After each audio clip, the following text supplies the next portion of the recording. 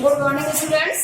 आज हम आप लोगों को कॉम्प्लेक्स सेंटेंस के अंतर्गत क्या बताने जा रहे हैं? Adjective class. ठीक है, एडजेक्टिव क्लास। जैसा कि अभी आपने कल नाउन क्लास पढ़ा, एडजेक्टिव क्लास में क्या होगा, हमारे अभी तक तो जो आपने सिंपल का एडजेक्टिव पढ़ा था, आप क्या कर रहे थे, पीछे का एडजेक्टिव उठा रहे थे और आगे ऑब्जेक्ट के साथ जोड़ रहे थे। लेकिन अब हमारा जो ये कॉम्प्लेक्स के अंतर्गत आएगा, ये क्लॉज में आएगा। क्लॉज का मतलब है दो सेंटेंसों को जोड़ने के लिए हम जिस कन्वेंशन का यूज करेंगे वो लेना होगा।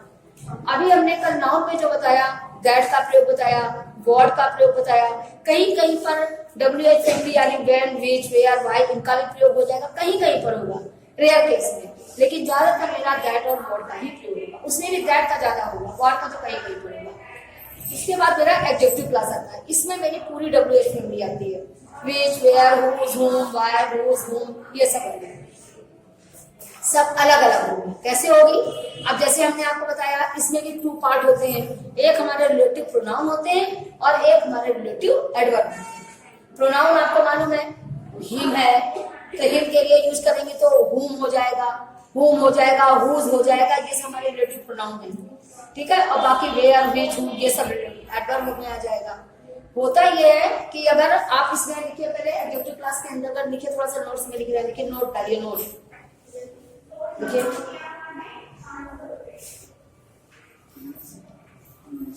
लिखिए एडजेक्टिव क्लास, नोट में लिखिएगा। हाँ, किसी रिलेटिव प्रोनाउन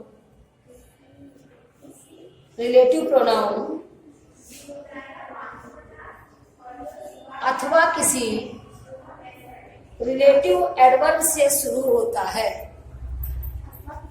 रिलेटिव एडवर्ब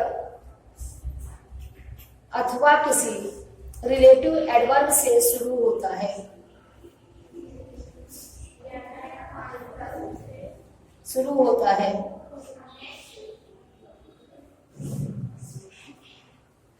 अब आप सामने लिखिए रिलेटिव प्रोनाउन, आगे नीचे आगे लाइए रिलेटिव प्रोनाउन, हल्का सा डैश दीजिए, रिलेटिव प्रोनाउन ना लिखिए, हल्का सा डैश दीजिए। अब आपको ये बता रहे रिलेटिव प्रोनाउन क्या क्या होते हैं।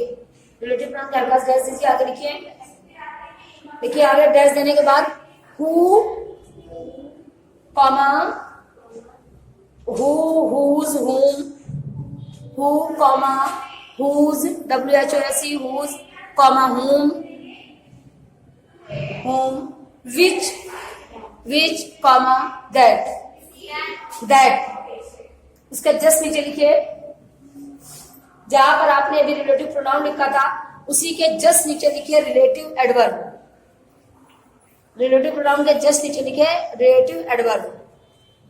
फिर हल्का सा डैश लिखिए, डालिए, हल्के से डैश के सामने लिखिए how, why, when, where। Clear? अब आपको relative pronoun, relative adverb clear होगा। भाई हमने आपसे क्या बताया, प्रोनाउन में हिम होता है, हिम मानो उसको, और जब हम उसका इंट्रोगेटिव बनाएंगे तो हुज हो जाएगा, जिसकी, जिसको, इस टाइप से। ये हमारे प्रोनाउन हो गए, और बाकी आपका बीच वेयर ये वाले एडवर्ब हो गए। अब आगे जैसा और लिखिए, देखिए, जहां यह ध्यान रखना चाहिए कि जहां तक संभव हो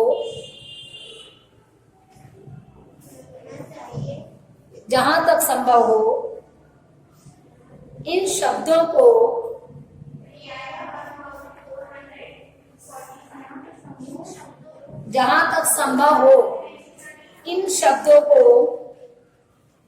उन शब्दों के पास रखना चाहिए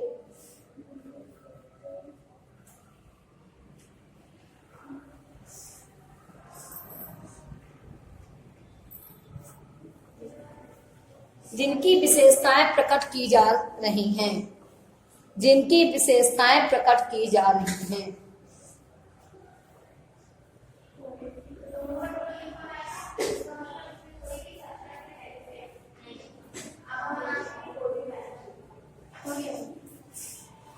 हाँ देखिए, उसके पास संभव, इसको इंटेसिडेंट कहते हैं। शायद अगर जरा सा याद हो तुम लोगों को, तो हमने ये बात आपको बताई थी जब विच वेयर हुज हुम कहा था, तो हमने कहा था कि हाँ देखिए, एडजेक्टिव क्लास जैसा कि अभी हमने आपको बताया, अब आप इसका एग्जांपल देखिए। This is the book my friend gave me.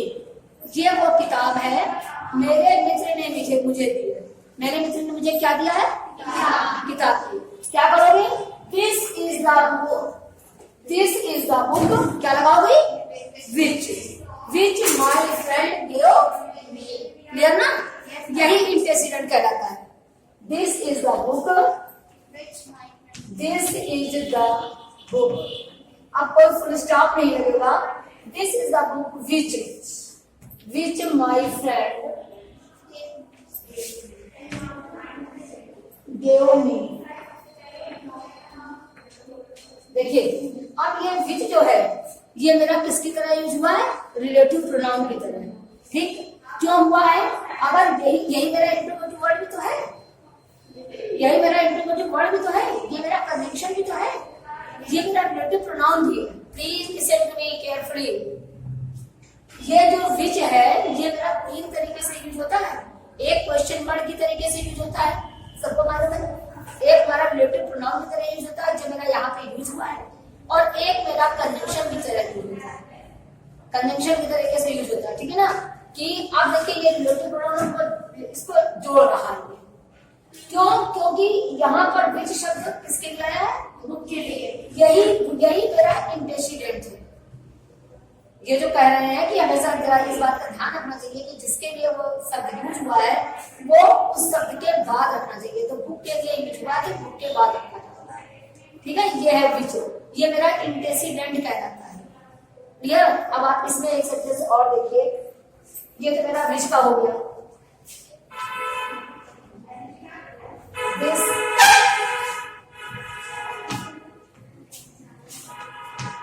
This is the boy. He stole my pen yesterday. This is the boy. He stole my pen yesterday. क्या हुआ? This is the boy. ये वो लड़का है। देखो, ये वो लड़का है, इसने मेरा पेन कल चुराया था।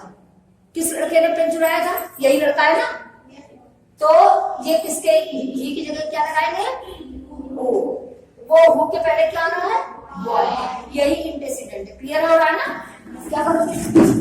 This is the boy, this is the boy who stole my pen yesterday.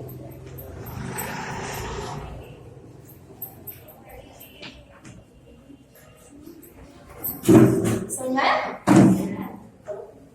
This is the boy who stole my pen yesterday.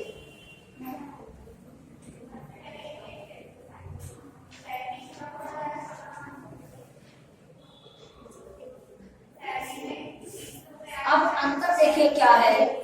आपको हमने बताया ये WH फैमिली मेरी रिलेटिव प्रोनाउन की तरह है, इंट्रोगेटिव वर्ड की तरह और कंजंक्शन तीनों की तरह यूज होती है ना। अब ये अगर ये इंट्रोगेटिव होता, समझिए ये बात बहुत अच्छी, आप लोग लिख रहे हो पहले समझ लीजिए। ये बात क्यों बहुत इंपॉर्टेंट है?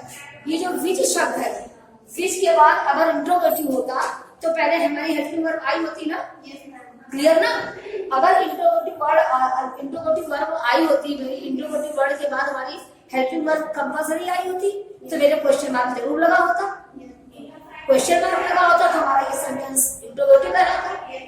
लेकिन जब इंट्रो, और पहचानते कैसे कि हमारा कंजंक्शन की तरीके से या रिलेटिव प्रोनाउन की तरह यूज हुआ है? जब इसके बाद पहले सब्जेक्ट आए। इन क्वेश्चन वर्ड के बाद जब सब्जेक्ट आ जाए, हेल्पिंग वर्ब ना हो, तो आप समझिए कि ये हमारा कंजंक्शन की तरीके से। और इस बात को मार्क करिएगा, जब क्वेश्चन वर्ड के बाद कोई वर्ब ना दी हो तो वो हमारा रिलेटिव प्रोनाउन वगैरह की तरह यूज होता है।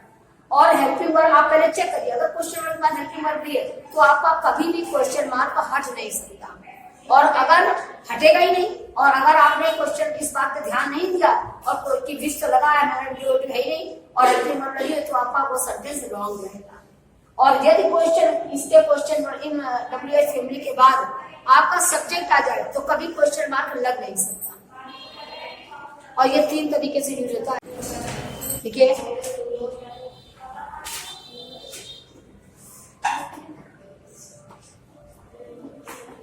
व्यक्ति के लिए शामिल डालिए हु, स्थान के लिए शामिल डालिए वेयर, समय के लिए when,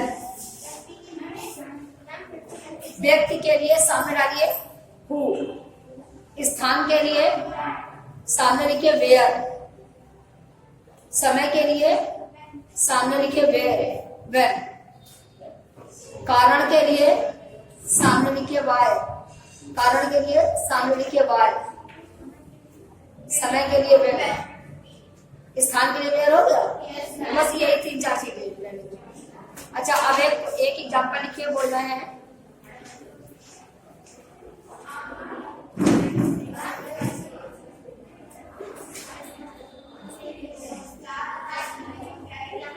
he is weeping loudly, हाँ, he is weeping loudly, weeping, W-E-E-P-I-N-G, he is weeping loudly, I do not know the reason,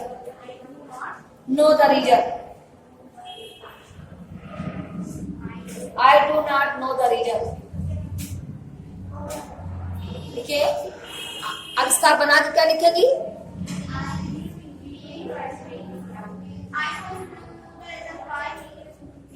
ये दो तरीके से बन सकता है, I do not know the reason why is weeping से, और I do not know why is weeping, ये भी सही है। हम रीजन के लिए ही तो लगा रहे हैं why का प्रयोग, कारण के लिए तो लगा रहे हैं why का प्रयोग। देखिए आवाज, हाँ वही कर रहा है। He is weeping loudly, बोल रही हो,